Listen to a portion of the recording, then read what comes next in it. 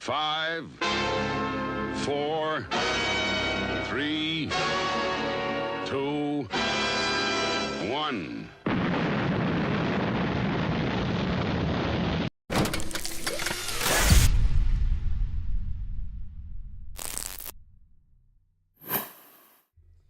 Hello. Oh, That's hi, me TL. quickly trying to chew. TL says, watch it on the big screen. Hello. Big But boys. it's doing well. Oh, and now big boys. Homer! Hello! Hi everybody, how you doing? What's going down in Sexy Town, everyone? Lee! Hello, man! Sexy Town. What's the beat on the street in Sexy Town? Sexy Town, oh yeah. So yeah, what have you all been up to, everyone?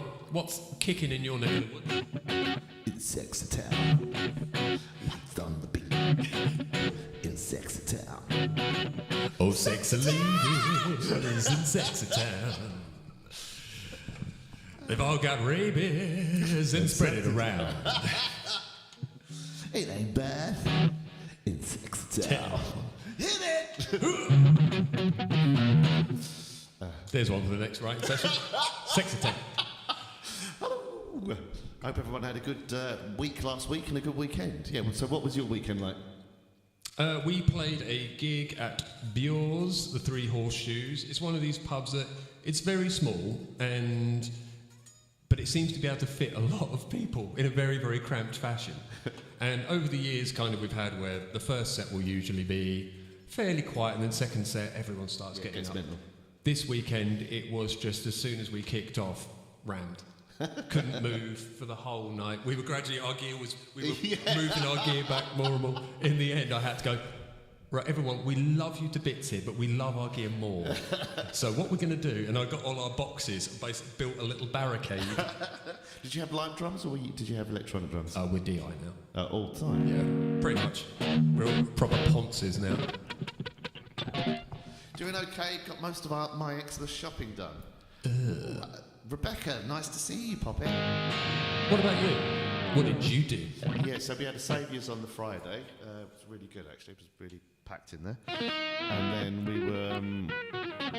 I was with Sons of Southport on the Saturday, and that was pretty round as well. It was a good weekend. In the last few... Much ramming was going on this weekend. Yeah, but I think it's like kind of... I mean, it shouldn't really be the payday weekend, but it just seemed a better weekend than a lot of the other weekends have been.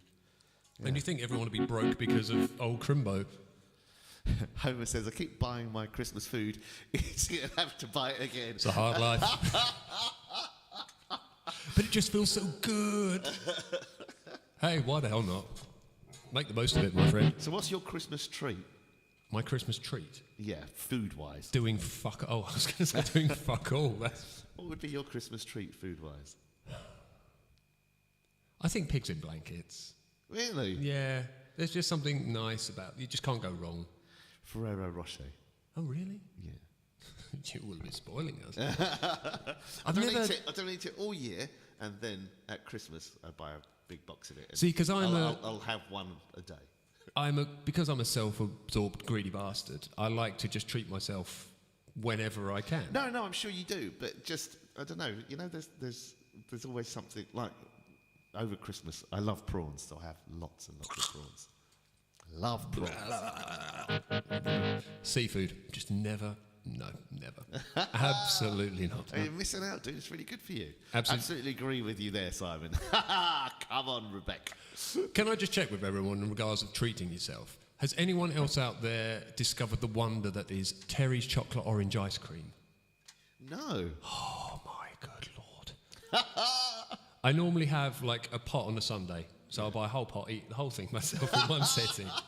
Me and Carrie watch a film on Sunday evening, so I sit there scoffing my face with ice cream and feel like shit in the morning, but it's so worth it. I recently got, what's it called? It's kind of like a biscotti flavour, like Viennetta. But they do like, I can't remember what it is. It's not biscotti, but I can't remember what it's called. But it's like a kind of caramel biscuit. They do it with a spread, but they do like a Vienna. I'm not helping myself in any way, telling you what, You're what just it sitting is. there going, It's so nice. It really is nice. But Viennetta was growing up. That was one of the things that my nan used to always have for desserts. that was all in our household. That was like a treat. If it was someone's birthday or something like that, Viennetta was just a beautiful thing. Hi, Evening, Rob. chaps. Sad times. Dude, my gig got cancelled at the weekend. I expected a night in and didn't know what to do with myself. Oh, man, do you know why it got cancelled? Was it like a double booking, or was there a problem with the venue? That's a shame. Honestly, Lee, you won't regret it. It's an amazing No, but thing. I do like Terry's chocolate orange. I don't like the mint orange. Not the mint orange. This the is the Terry's mint. Is this thing. the food porn episode? But that's Biscoff, that's it. Biscoff ice cream cake. Ooh. It was like a Viennetta thing, but yeah, Biscoff. Yeah, and it is killer, man. You would love it. Love it. okay. All right, I'm listening. I'm interested. I'll have to bring you some next week. I'll I'll have to try and. I'll say my memory's so shit. I'll bring you an ice cream and I'll leave it in here, and then you can just have this nice chocolatey slop to But drink. it's just killer. Homer, well done. Thank you so much. Yeah, so Biscoff is a type of biscuit, I think, and then they do a spread that you can like put on toast and stuff, and it's kind of this kind of sweet caramel kind of. What's that stuff in America they have? It's molasses. It's kind of a little, Oh, right. kind of like that, but not really like that. The storm, apparently. Oh, Rob. Oh, I'm sorry, man. Right, what should we do? Oh, we're going to do this, aren't we? Yep. So, yeah, we'll do that first. Then we've got a few little things. So do you want to do this now, or do you want to do something else? No, we'll do jump first, won't we? We're doing a bit of Van Halen first.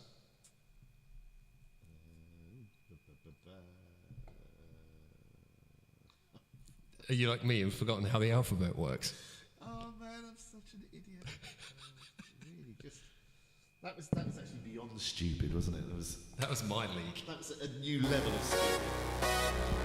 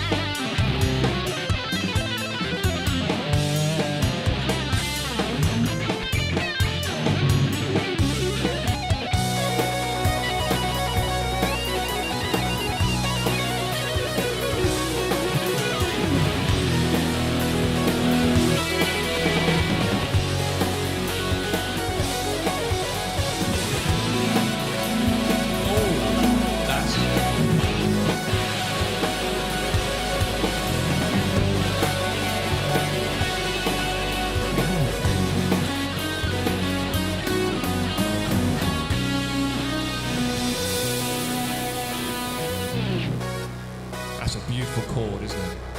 That's the master Van Halen himself.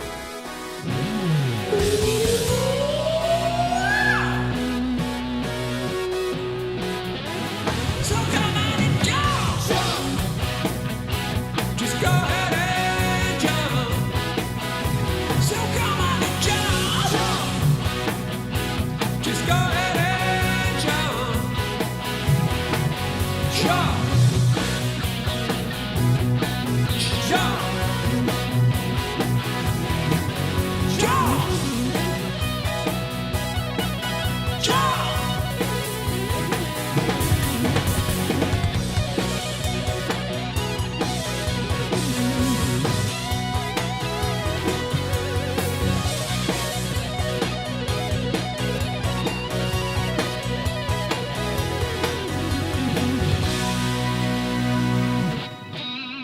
Nice. Nice. Nice. This chord here is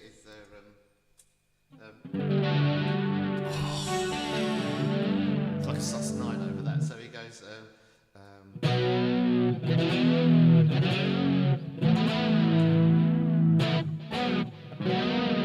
Oh. It's so creamy, isn't it? Yeah, it's really nice. It's like Terry's chocolate orange ice cream. But not the mid one. Do you remember matchmakers? That Yeah. always used to be the thing people would give each other at Christmas, Oh, wouldn't they? yeah. After eights. Oh, yeah, it would always be after Christmas. God, dinner. I can demolish a pack of them. I'm not a great fan of peppermint or mint. I'm not in general, but after eights, my friend. Really? You can work your way through that. Yeah. Smash through that. Smash those back doors in like no one's business. Neil, so nice to see you, man. Rob, you should have come down to the Half Moon. Bloody good gig in there. Crowd were brilliant all night. Neil, yeah, in hindsight, that would have been a great idea. Always a great atmosphere in there, especially this time of year. Glad it went well. Have both of you found that gig attendances have been a bit up and down over the last, couple of months, I'd say? Or maybe the last month particularly? Something interesting that's been happening. I'm chatting to You tell me. one of my students. He's just got into, he's in originals bands, and there seems to be a rise of original music again. That's cool. And there seems to be, do you remember, I think we might have talked about it on here, there's a guy's channel called Wings of Pegasus, a guy who does a lot of analysis of vocals, putting basically the singer's melodies and everything through a sort of analytical program. And what it does, it shows you exactly where they're, what notes they're hitting and where. And he's been basically showing up that loads of people in the industry, not only are they using auto-tune on the album, on live albums, using it live, that people are also singing to backing tracks show after show with their main vocals on. And he's been overlaying the live vocals from one show. The Eagles was one of them. Don Henley's vocal on 3 separate shows in different years was exactly the same to within a hundredth of like a cent. Yeah. And the only way you can get that is by you're just using the same audio. And the amount of artists that are doing it, there's now kind of a push, seems to be like a lot of people are starting to wake up and like, not sure if we like this anymore. So that was something that we were going to talk about before. Do you want to pull that screen close to you, dude? I've got that one. Sorry. All right. Uncle Pete! Hello, handsome. How you doing, boy? Becca says salty caramel matchmakers are to die for. I've never had them, that Becca. sounds saucy. Salted caramel seems to be a big thing at the moment, doesn't it? Everything's coming out in salted caramel. What was I saying? Some shit. Something we were talking about recently. Oh, yeah. Was the thing that Dave Grohl said that, because he was doing Wembley, wasn't he? Was it the Taylor Swift thing? Taylor Swift, yeah. And she made a point of saying, well, my band play live every night, which is really interesting. But again, her vote, and people are going, well, for the dance numbers that they're doing and stuff, you can't expect her to sing live. And you go, that's a really interesting... Tina Turner. Tina Turner used to do it. Well, there's loads of people that used to do that, they would do their dance routine and sing live. Yeah. But especially with the wave of, this is going back to 90s when, well, probably not before 90s to be fair, but the Pete Waterman and at Stock Aitken and Waterman Shitefest that was where The hits machine. Yeah, he actually came out and said, we spend so much time on making our records. I don't want them to sing live. I want people to hear our records as they were supposed to be. And you kind of think, what's the point?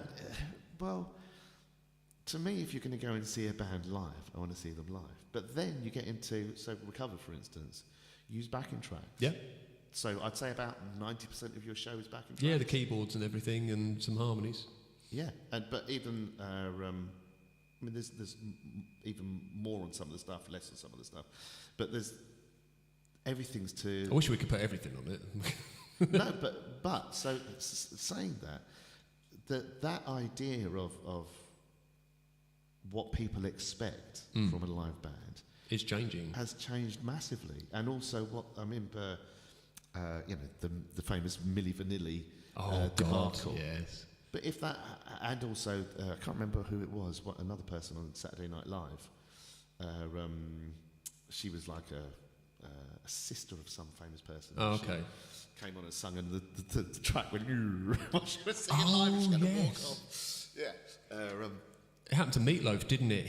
When he collapsed on stage, his vocal carried on going. And but I see if any of you guys agree with me on this.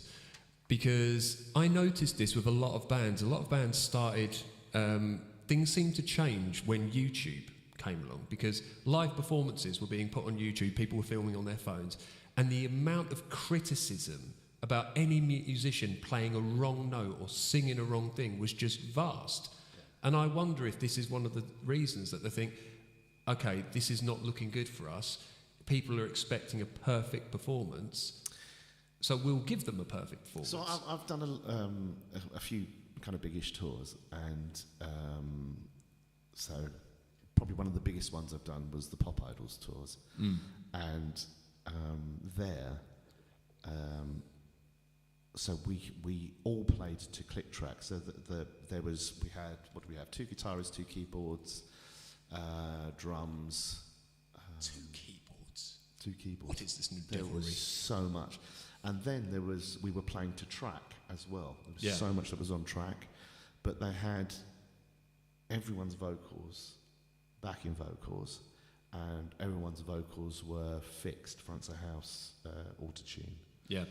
Do you want to explain, for those of you who don't understand what that means, is that where you have your auto-tune and it's locked, so as the track plays, it designates exactly where the vocal needs to be. Yes, you can go, and it will come out, like that, more attention to detail. Is it also that if, say for example... we're missing a load of these comments here. We'll come back to these. But if you've got a song where the vocal melody literally is like, la, la, la, la, la, and you go, will it lock it to those? Yeah. So you get, there's a certain amount of milliseconds that it will allow to spin up, and then it will hit the note. Yeah. Or you can have it so it's almost robotic and it will hit that note directly on the attack. And you can hear it. For example, where singers... It's not as bad when singers kind of sing around the area so that the processor's got less to do, but when they're quite out and you hear that kind of... and it just gets dragged up into or like that point. kind of, I mean, famously like the Cher one,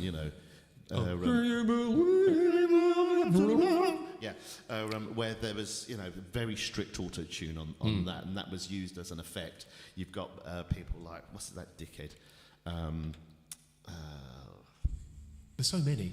That rapper bloke that reckons he's the greatest musician in the world. Oh, Kanye West. Yeah, dickhead. Like for him, where all his vocals are like that as well, and they've made that a feature of their actual sound, to become a feature. But so I find I like the dirt, the bullshit, the stuff that makes it live, all the kind of that kind of dirt that's big. From time to time, that all adds to the expression, to the way you're hitting it, and also, a test of your metal as well. So many times, just now, when I'm playing, I'm fucking up, but that's me, and that's live, and that's rather than it being just homogenized, machine-like exact representation. Do you want to run some of these back? Let's have a look at what... right, let's have a look. What have we got? Yeah, if you're not into music or understand music, then that probably means nothing to you and was boring as fuck. So we do apologize. Rob said 100% agree, Simon. The bit before that. No, I think that was where we were. Then we had Uncle Pete, that was it. Yeah. Rob said 100% agree. You're on the Isle of Wight? Yeah. Oh, is he on holiday or is he... No, that's where he lives. Oh, I didn't know that. He's sensible. He lives on an island away from lots of other people. Mark Kings lives out in the Isle of Wight, and so does...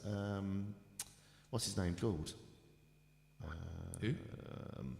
Drummer. Can't remember what his name is. He was the drummer, the original drummer with Level 42. Oh, okay. I remember you mentioned it. Right, Rob said 100% agree, Simon. Can never tell what the night is going to be like, even in venues you'd usually think would be exactly. busy. Yeah, recently it's just been... I think that's just a thing of people are picking and choosing what nights they go out. Yep. And it seems to be a real peak around paydays, and then during the month it's getting a lot harder for venues to get people in.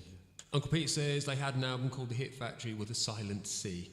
I mean S. Yes, absolutely.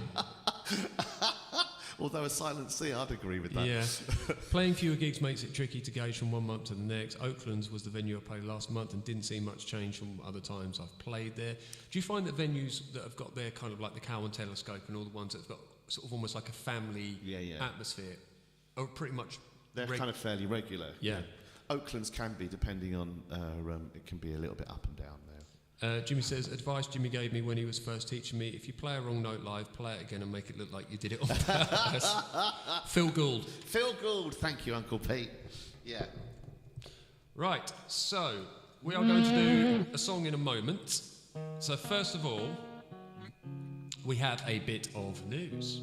Now, for those of you who in the heavy metal community knew there was an announcement that happened very recently, a certain Mr. Nico McBrain, the phenomenal drummer from Iron Maiden and one of my greatest drum inspirations. Really? Yeah. I didn't know that.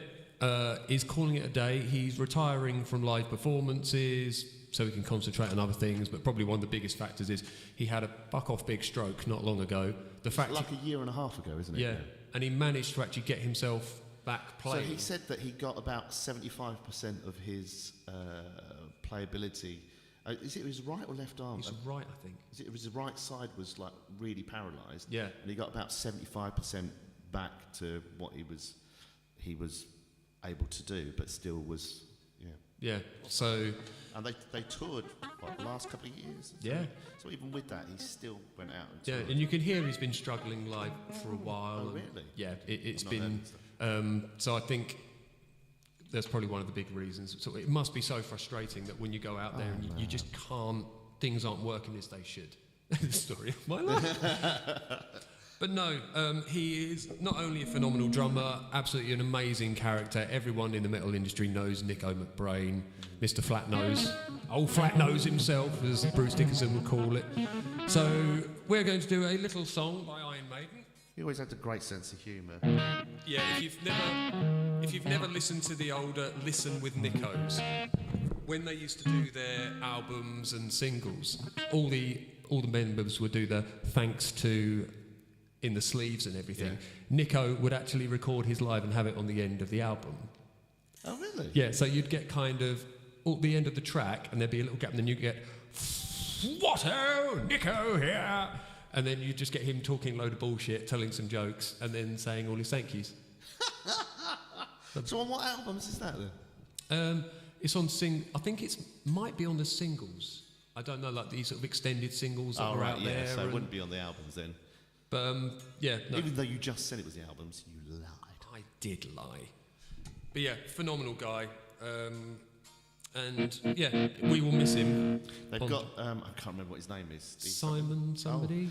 Who's the drummer he's been playing for 12 years with? Steve Harris. British Lions. That's it, British Lions. So we're going to murder an Iron Maiden song. Oh yeah, Colchester with Phil. I saw Nico many years ago twisting Colchester with Phil Hilborn. Yeah, he did a few stints with Hilborn, didn't he? And he didn't actually do stints with it. He used to.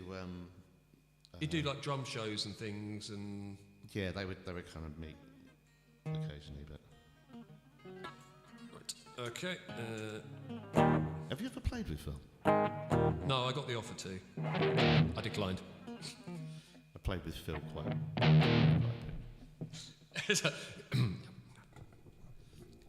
Talented guitarist. Right, let's go back to our main page. Hang on. Whoop.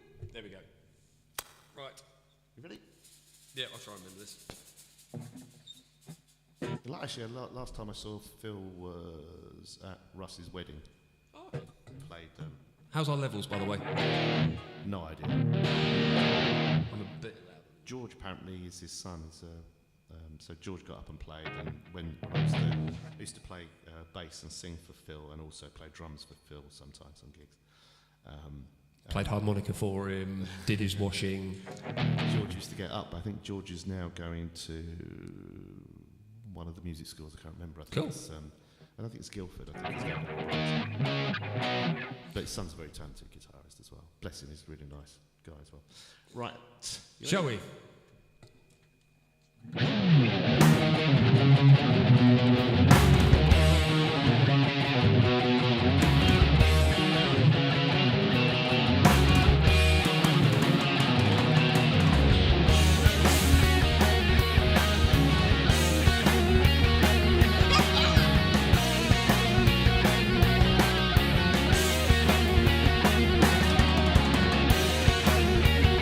I think we're there now.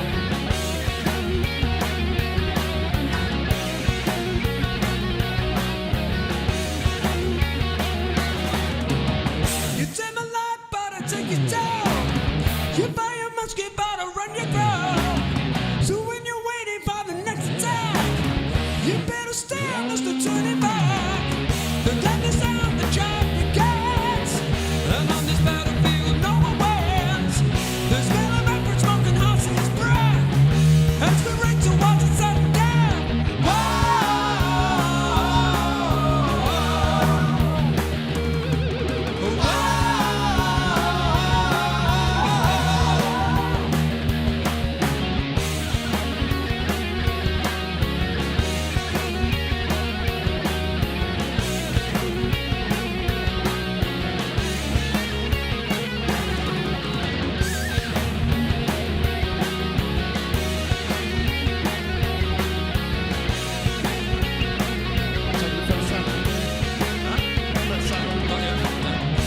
It's a close knit. That was it.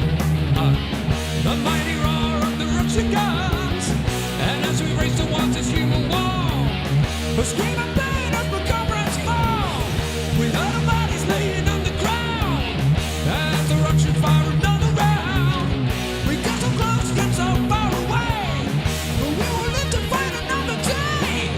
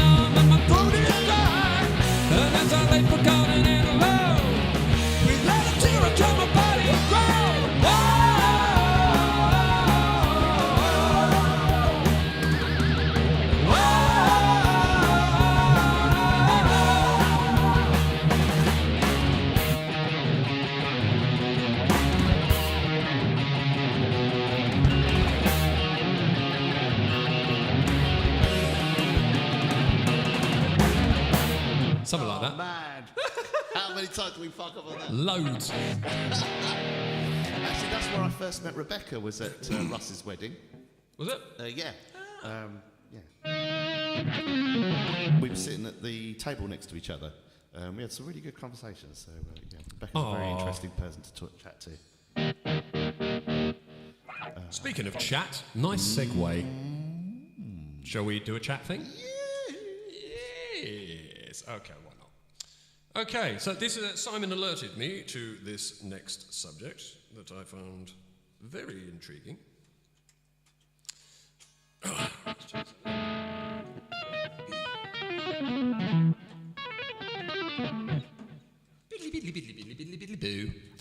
Okay. Chat time. Where are we? There we go. Okay. Here we go.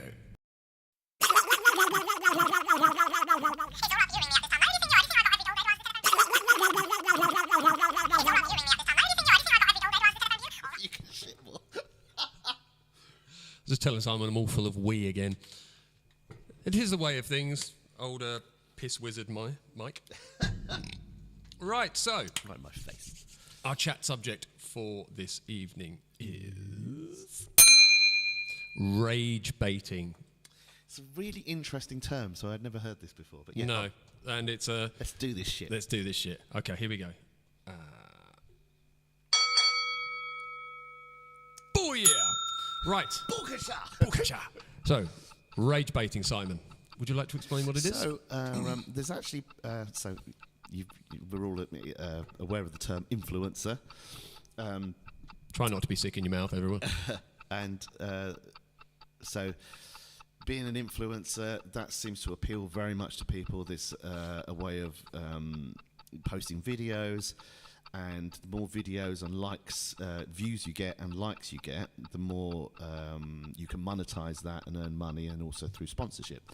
So people are, and the way that the algorithms work on things like Facebook, YouTube, TikTok, etc., is the more views you get, or the more that something's shared as well, that's you've got a larger share of the audience, therefore you can monetize that. So people have taken to what's called rage baiting, which is putting up content deliberately to upset people, to invoke a negative response, so that people go, oh, this is outrageous.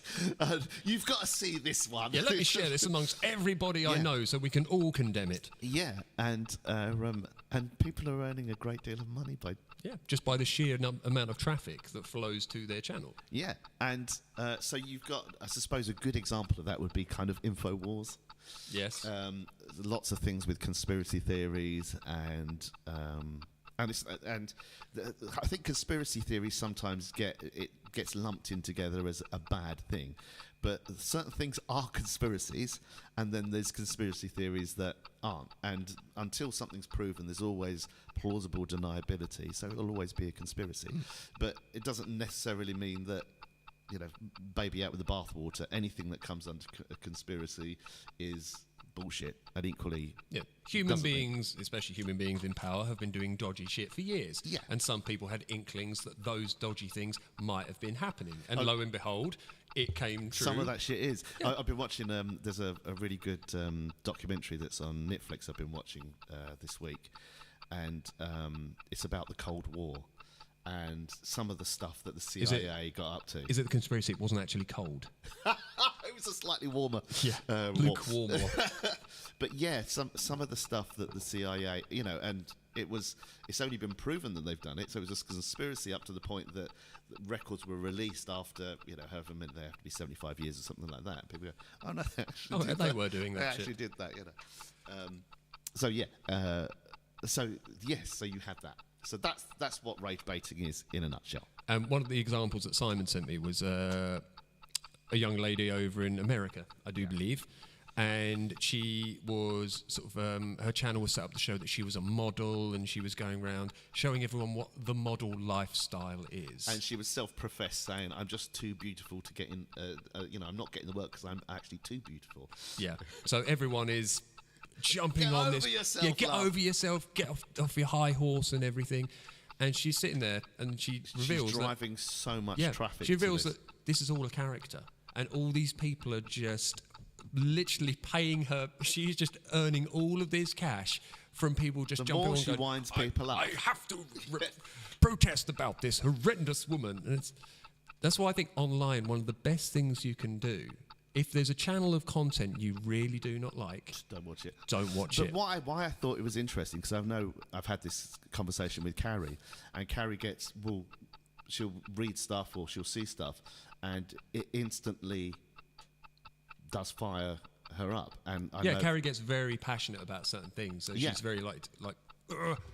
and I know loads of other people, so a couple of people in bands that I play with and stuff, where especially things to do with politics or stuff like that, they'll get very enraged by it, and you've got to see this is unbelievable and whatever else. But it's just such an interesting quirk of the way social media has, well, again, the algorithms that it runs with is just so contravenes the ideals of what you would say society wants to be. Yeah. Because the thing that livens the most part of your brain up is fear. So anything that troubles your morality or troubles your way of life, or even, it doesn't have to necessarily be personal danger to you, but something that seems like it's a danger to your morality or a danger to your ideals or your ideology will in fact enrage you. It will in fact light your brain up. For a lot of people, it's a stimulus, isn't it? It's a very... Yeah. And also what happens is every time you're in pain, there's an enzyme, I think it's called norepinephrine. It's kind of like no epinephrine, but it's not quite pronounced. No epinephrine for you. It's not quite pronounced like that, but it's something similar to that. And it's a natural painkiller that your body produces. And That's you interesting. start to... That's the same thing with kind of BDSM and stuff like that. It can actually... it doesn't exactly elate you, but the idea of it is that it should elate you. It tries to kill the pain by giving you this high point. And that starts to become addictive. Well, you get what's... I found an interesting phrase, ladies and gentlemen. Neuroplasticity. Yeah. And We've spoken about that a lot before. Yeah, we have. I don't know if we've spoken it on here that much. Yeah, when we had Laura in, we did. as well. Yeah. So neuroplasticity is the fact of when you have certain behaviours and certain thought processes that are used regularly, it actually reinforces those particular channels, doesn't it? Well, yeah, so what it will do, it will create a neural pathway. That's it. So certain parts between your brain, you've got your memory centre, you've got your language centre, feelings, all these things. And certain stimuli, it will go, I'll instantly trigger this. So the first few times it happens, that's why they say anything that you do 7 to 11 times, you start to assimilate, because you start to create these neural pathways. And then that starts to become a knee-jerk reaction. That those pathways go, I've already got a pathway set up for that. We'll go first to the language centre, then we'll go to the feelings, then we go to memory and whatever. Obviously, super under complicating this. This is obviously a lot more interesting than that. But yeah, and so you start to then become repeated. Yeah. So you have people Learned behaviour and patterns. And yeah, exactly. And same with like the old Pavlov dog thing. It's kind of along those same lines. And also as well that this idea of doom scrolling actually starts to become addictive, because you start looking for the things that are upsetting you. yeah. It becomes like, because you're going, I hope I don't see that again. And in a preventative way, you actually start searching for the things that you don't want to see. That's why you get a lot of people who are in, whether it's toxic relationships or they live in a situation where, life is not good for them. And when they get out of that situation, a lot of people will revert back to finding something that brings them back to that same Because situation you've got again. those neural pathways set up. Yep. And that's It's why what you know. I mean, we were having a conversation before, but it's only when you hit rock bottom that you can actually make a change to those neural pathways. And once they're set up, it is the path of released resistance. So you just continue to carry on those patterns. Simon managed to get me to change my neural pathway of saying thank you. That took some work, didn't it? But what a lovely thing It that did work. is. Here's a funny story for you. I always struggled when people get me... I hate things like Christmas, birthdays, because when people get me gifts or anything like that, it makes me feel massively uneasy. And there's a whole psychological reason. One of the biggest things is that I don't feel I deserve that attention or that I'm worth those people giving those gifts to me. That's part of it, but there's Yeah. also... anyway, we went through that, so we don't need That's to... right. But yeah, there's all sorts of reasons. And therefore, when people would give me gifts, it would make me feel really uncomfortable. And Simon noticed that... And also makes you feel... often, it makes you feel indebted. Yeah. I feel like I'm not fulfilling... You've done something for me, now I feel... Yeah, I if have to I'm not repay fulfilling that that or do part of the bargain, I'm not sort of doing my part, and it has like a whole kind of snowball effect. And it was Simon who actually, like, he would do lovely things for me, and I would kind of like receive these wonderful gifts and be kind of like, and you'd see me grind to a halt and just be like. But it is really hard to break a set pattern of behaviour, because one, you have to be aware of it first, and then all those natural things that your brain has lined up. So, say for instance, that dread of I'm going to get something, or now I've got that, I feel uneasy because my kilter's off. Yeah. And then what happens is your brain kind of goes into a defensive mode. Yep. So you start kind of backpedaling and trying to find a way to divert from actually touching that kind of open wound in a way. And it's really hard to do that. It's really hard to, which, if you think of it in terms of, say, like a phobia, you have to face your phobia. Yeah, it is That's literally like that. a very hard thing to do. But it is once you start doing it, and this is, I've done it with several things in my life more recently, and once you do start doing it, you realise that it does, again, because you start reinforcing those new pathways, it becomes easier, and it becomes more of that then takes over as the natural go-to for. So whenever you get this, I'm just like, oh, thank you, Simon. Now it's just far more natural. Because what's happened is that and then I just give them a reach around, and everyone's happy. Everyone's happy. Where you've got those neural pathways, you've got those set kind of, right, is it this, is it that? And your brain's kind of ticking off things, and then you get that diversion by replaying it and doing those things that made you kind of take a step back, or you were scared of, or uneasy about.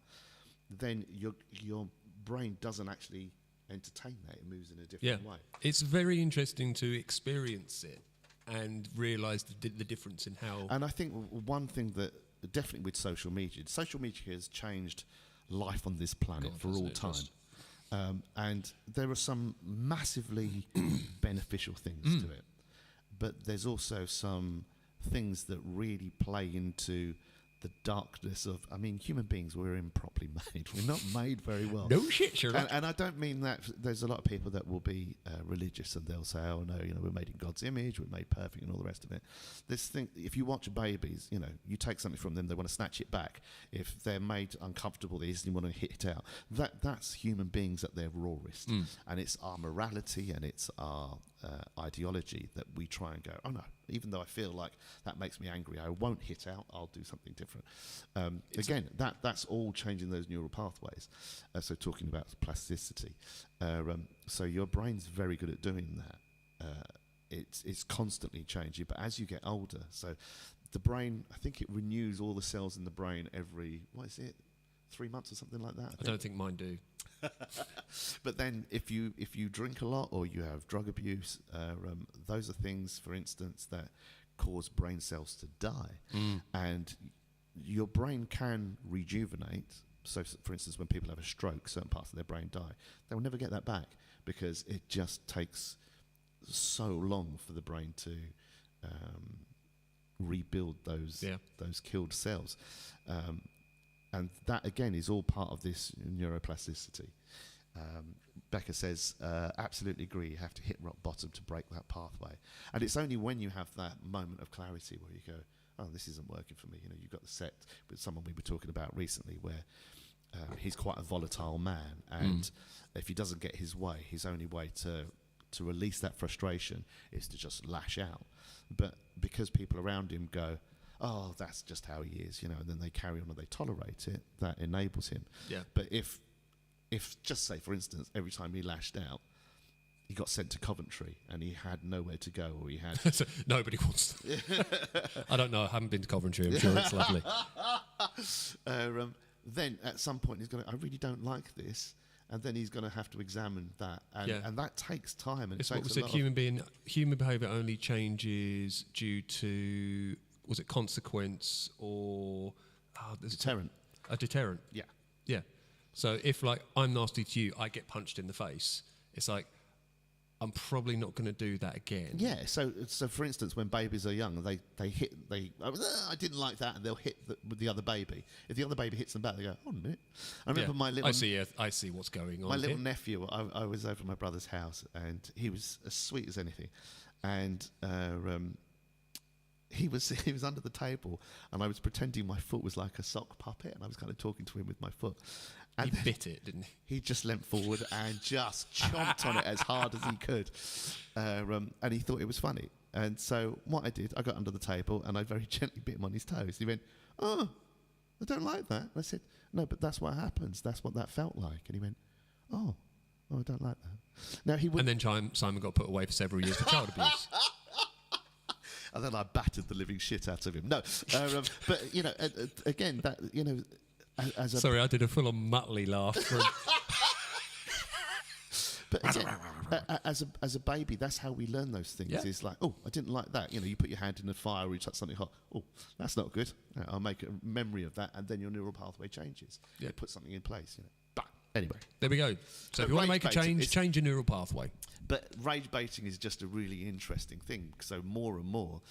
You see these, troll farms in Russia, Romania, China. Well, I think, to be fair, every country has it. Yeah. And again, there's a mathematician who's an advisor to Putin who originally advised this well back in the mid-2000s that to create what does he call chaos, it? Basically, isn't it? Yeah, it's an oversaturation of disinformation, so that people.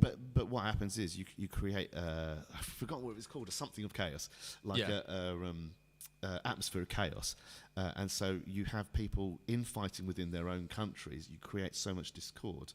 People are less bothered about. Yeah, people are less likely to unite. Yeah, exactly.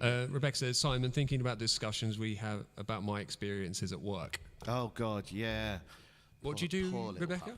Becca looks after kids with learning difficulties and stuff, and so she deals with quite young children, and again they don't have that, so they've got various learning disabilities, mental disabilities, and she'll end up with real, like, her hair being pulled, scratches. They'll just punch her, all sorts of stuff, and I mean, God love her. I don't know how she puts up with that. Yeah.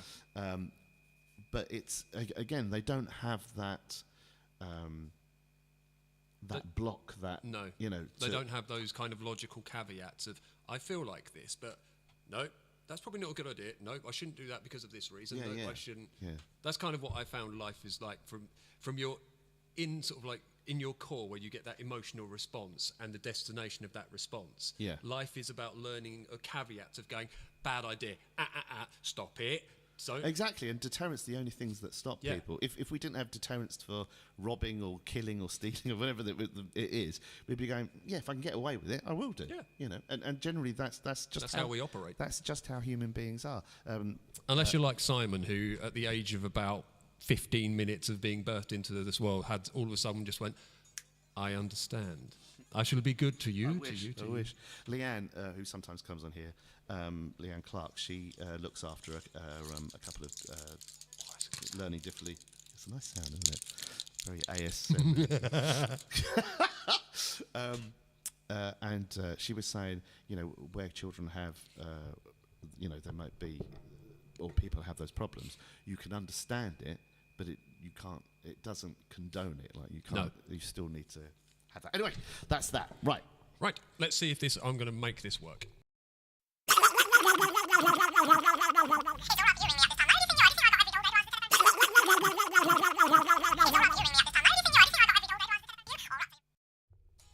I snuck back in there. It tried to change back, but I stopped it because I'm cool and I have power. Power. Power. Power. Yeah. Not power, power.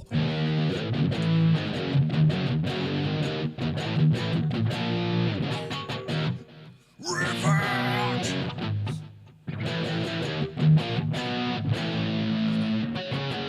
I can't remember how that goes. That is a killer album. That whole album is just so beautiful. Right, okay. should We're going to do a walk. bit of Foo Fighters now. Should do the walk, actually.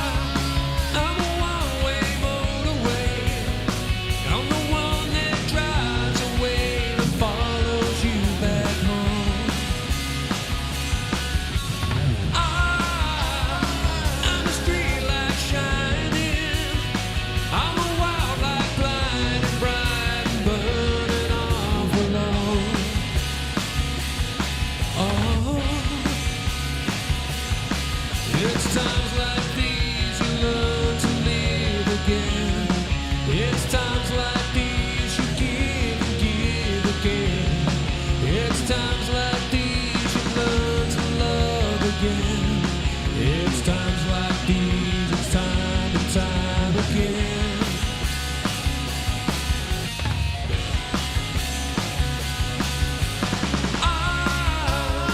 I'm a new day rising. I'm a brand new sky to hang the stars upon tonight. I'm a little divided. Do I stay or run away and leave it all behind?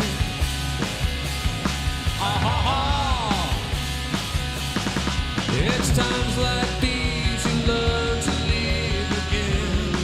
It's times like these you give and give again. It's times like these you learn to love again. It's times like these, it's time and time again.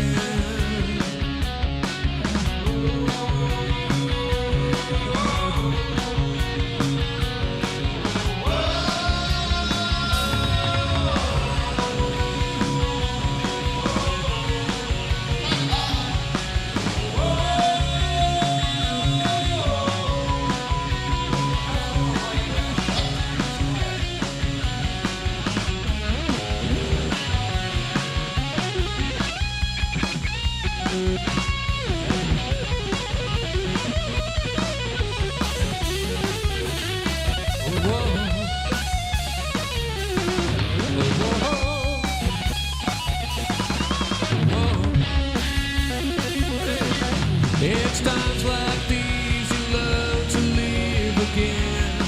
It's times like these you give and give again. It's times like these you learn to love again.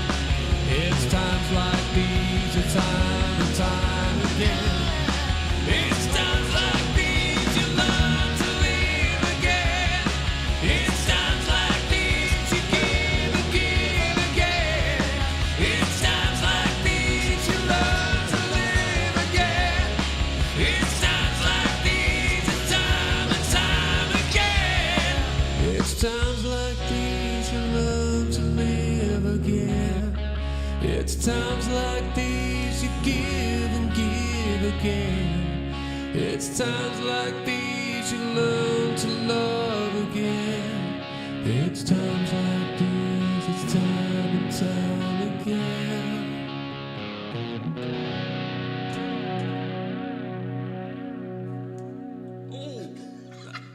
That I just broke him. I'm very Right. Shall we, as we've gas-bagged a fuckload tonight, shall we just quickly squeeze one more? Yeah, man. What's the thing? Shall we try Still of the Night? Oh, man, yeah. I'm saying, I'm trying to get out of my comfort zone, do some more higher stuff, train myself back into the higher realms of singing. What do you fucking do? Yeah, no one's interested in your sob story, Mike. Shut the fuck up. I love this track. You ready? Yep, I think so.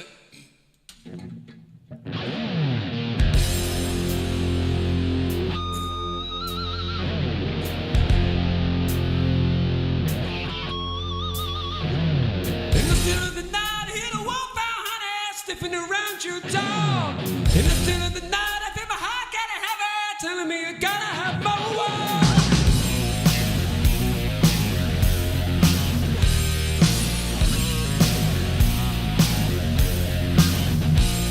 In the still of the night, I see the full moon rise, telling me what's in store. My heart's still aching, my body starts shaking, and I can't take no more.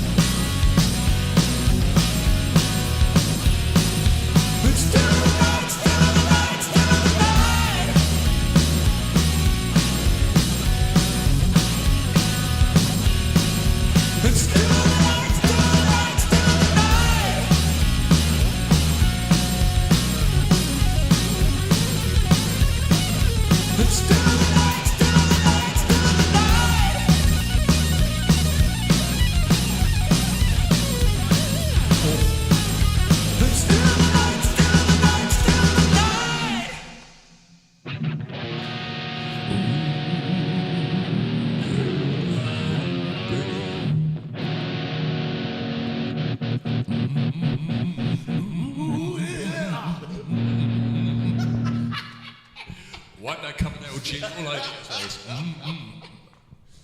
All right, ladies and gentlemen. It is the end. Thank you, Teal. That's very kind of you. Thank you, I know Teal. he's saying fantastic. You did really well there, actually, did I? You're very kind. I really enjoyed your work on that number. I can see what you did there. I approve. Very good. Oh, right, ladies and gentlemen. Thank you. Thank you. See, I said thank you. Thank you. Yeah. Thank you. Thank you. Thank you. Thank you, all of you. What have you got this weekend, Simon? I think I'm the hot poles with Saviours, and then I've got That sounds like an Urban Dictionary thing. Hot poles. Oh, yeah. hop poles. That's in Enfield with Saviours, and then a private party in Wivenhoe. Excellent. With Sons of Southport. Oh, Sons of Southport. Awesome. I've got Kelvin and Labour Club. Oh, I like them. They're Yeah, really nice. they're really awesome there. We always have a great time. Lovely, lovely bunch. The guy that runs that place, Ray. So he used to be a drummer. Did he? Oh, did you not know that? No. Oh, Yeah, okay. So when I was playing, did I bring my kit when I was playing with you? My full kit? Oh no, I had the electric kit when I Electric played one, with you. yeah. So I did a gig. We couldn't. We didn't have a drummer, so I was on drums. So I brought my full kit, and he just came up and was going, "Oh," and he's just like, "Oh." Oh, we'll have to get him up. Ray, do you want to come up and play? I kept saying, "Come up and play." Just even if you have a little dig, he would not get up. Oh, bless him. So every time we play those. Thank you so much, Rob. That's really kind of you. Yeah, thank you guys. Always Thank a you for pleasure. joining in. Yeah. Excuse me. So look after yourselves and each other. Remember, new neural pathways can lead to wondrous new things, wonderful new experiences. So don't be afraid to take that leap. And be kind. Yes, exactly. Don't be a steaming pack of...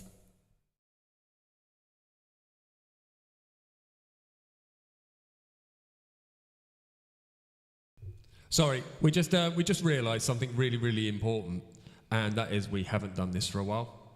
Disco, keep it moving. Disco, party time. Disco, on the dance floor. Disco, party time. Bye.